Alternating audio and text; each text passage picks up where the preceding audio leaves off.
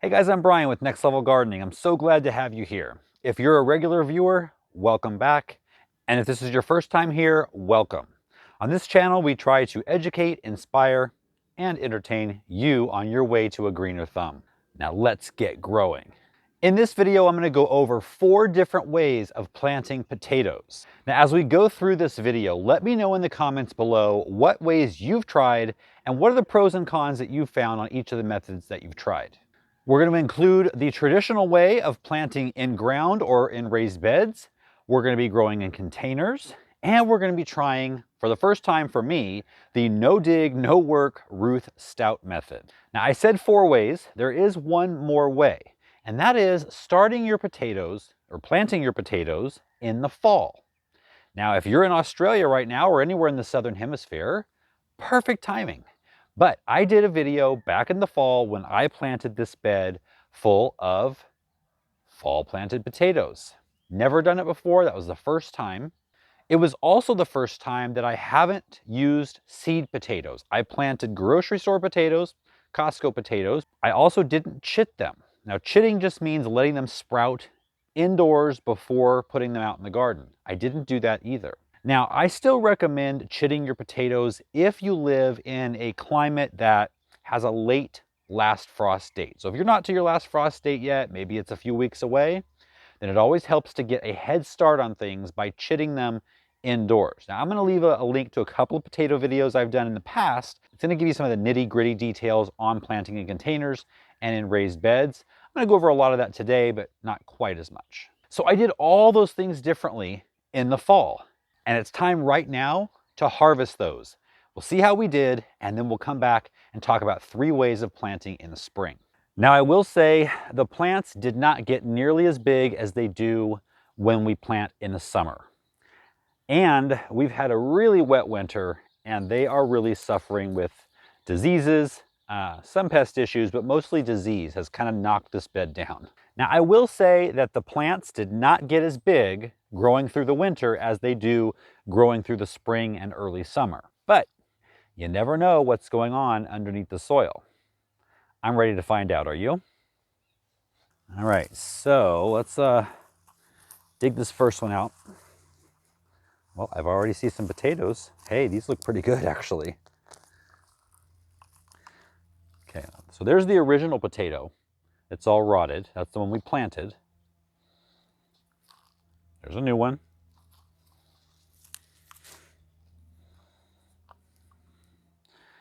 Nice, this is looking promising.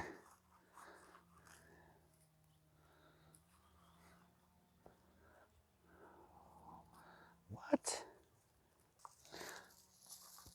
Now here's one that is out of the soil and it's green. So we don't want to eat that one. It's actually sprouting a new plant. I might plant that.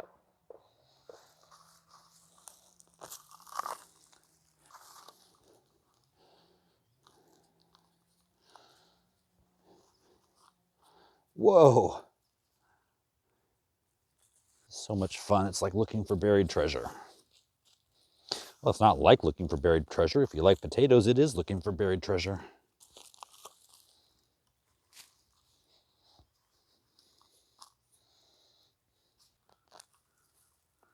Hey, red ones. Whoa. I'll be honest. That's a pretty good harvest, I would say, for 5 to 6 small plants that I barely even took care of through the winter. I'll be doing fall potato planting on a bigger scale this fall. All right, now on to planting. We are going to plant this bed the traditional way in ground, or in a raised bed in this situation. This is the bed that I prepped for winter last fall.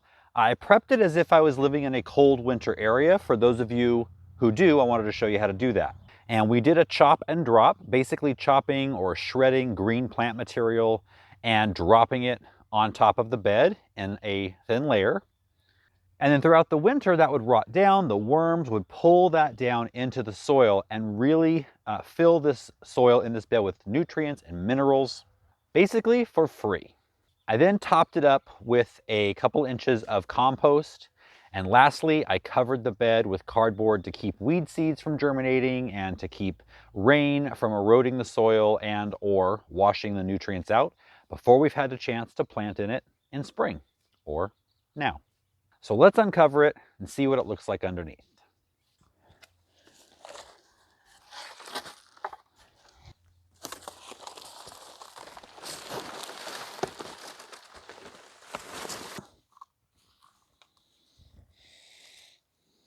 There was only one weed, little dandelion, but that was actually in the uncovered, a little section that was uncovered.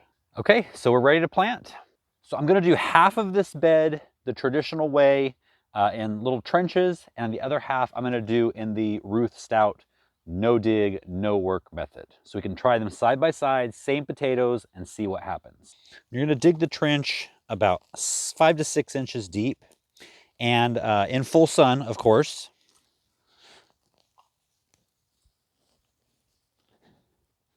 I could be using a shovel, but that's just not like me. Gonna prepare the hole with some organic fertilizer. I'm using Neptune's Harvest crab and lobster and some kelp meal on top of that. You can use bone meal and blood meal if you don't have Neptune's Harvest. Of course, there's always a next level discount. I'll leave the link down in the video description for Neptune's Harvest. Mix it in. These are a mix of Adirondack Blue, Red Norland, and Russet. Looks like they're already pre-chitted. As far as spacing goes for potatoes, I space them about a foot apart. Nothing perfect. If you space them closer together, you're going to get more potatoes, but they're going to be smaller.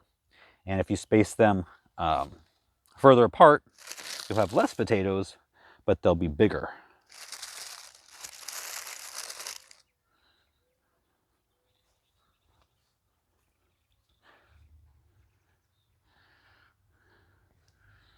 Okay, I'm going to stop there. Not sure why I trenched all the way down if this part's going to be no dig. So just pretend that that wasn't done. And now we're just going to cover these potatoes back over.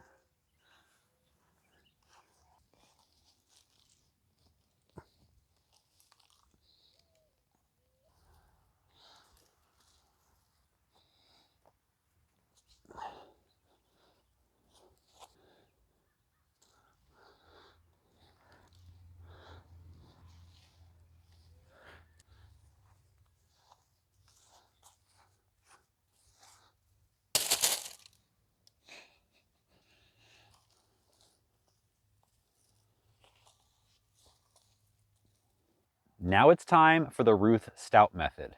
Let me show you just how easy this is.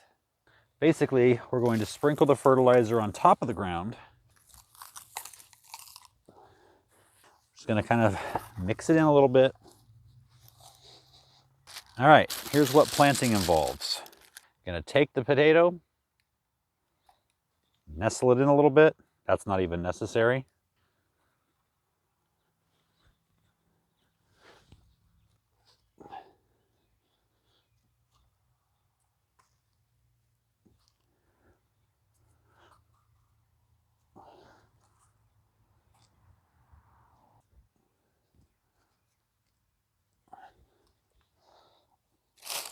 No dig.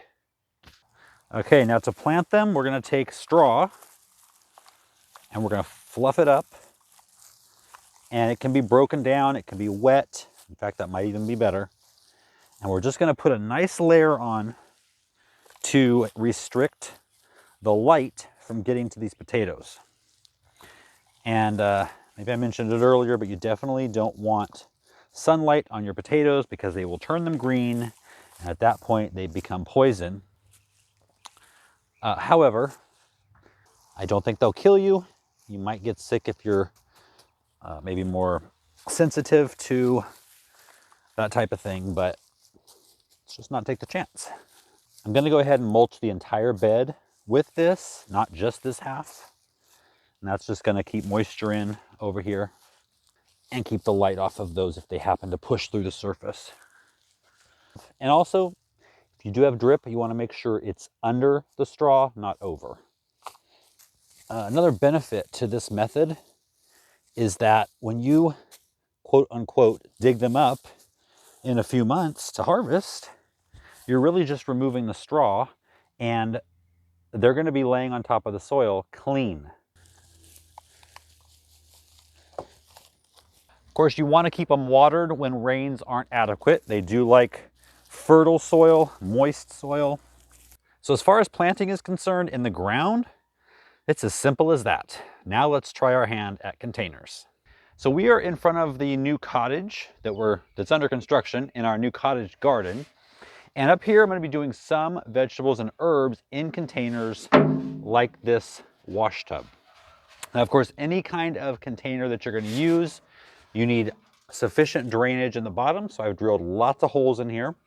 And I'm going to start by putting some potting mix or compost into the container. And I'm going to fill it a little less than halfway. Then we're going to put our fertilizer in.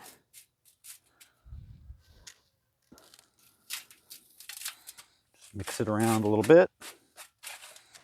And place our potatoes.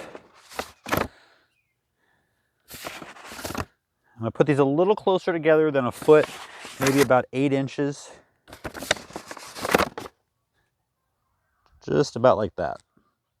Cover them up with more compost. About 3 inches worth.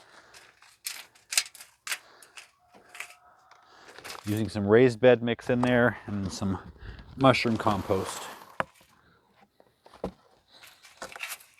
But you can use all raised bed mix if you'd like. Just firm it down a little. That's going to leave a few inches here to be able to hill up or mulch your potatoes as they grow to keep the sun off of them. Now on all these methods, you're going to know it's time to harvest when they turn brown, start to get yellow, or when they start to bloom. And you can always make sure first by just digging around the base of the plant and seeing what kind of potatoes you see, and you'll know if they're looking like they should, the size they should, that it's probably time to harvest. I mean, it really can't get any easier than that, guys. If you learned something from this video, please give it a thumbs up. Consider subscribing if you haven't. Share it with a gardening friend, and I'll see you next time.